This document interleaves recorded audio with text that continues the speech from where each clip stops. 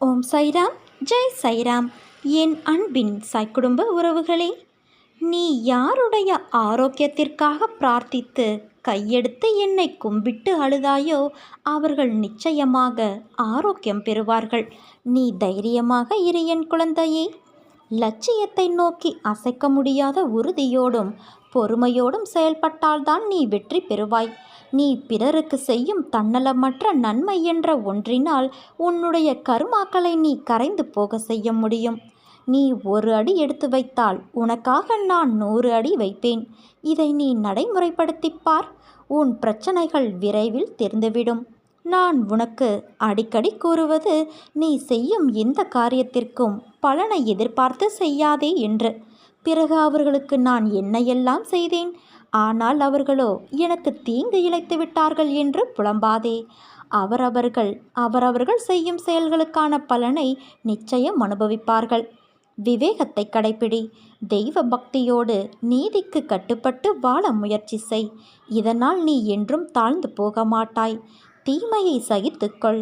இதனால் பாவ கணக்குகள் ஒவ்வொன்றாக கழிந்து முடிவுக்கு கொண்டு வந்துவிடும் என்பதை புரிந்து கொள் குழந்தையே.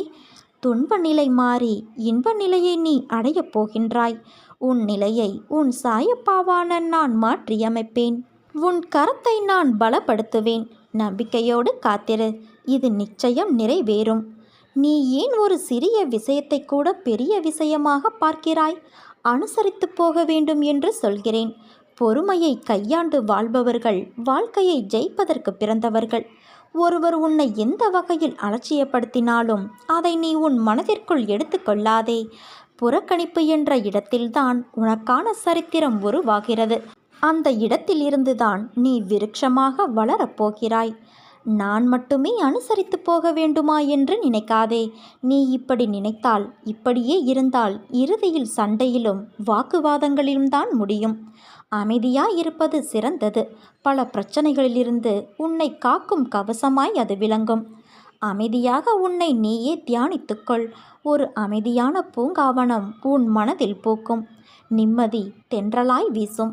மகிழ்ச்சி என்பது மலர்களின் வாசமாய் உன் முன் நறுமணம் தூவும். உன் கோபங்கள், ஆதங்கம், வருத்தங்கள், உன் எதிர்மறை எண்ணங்கள், கெட்ட எண்ணங்கள் என எல்லாம் அந்த அமைதி நிலை முன் மண்டியிட்டு குலைந்து போகும்.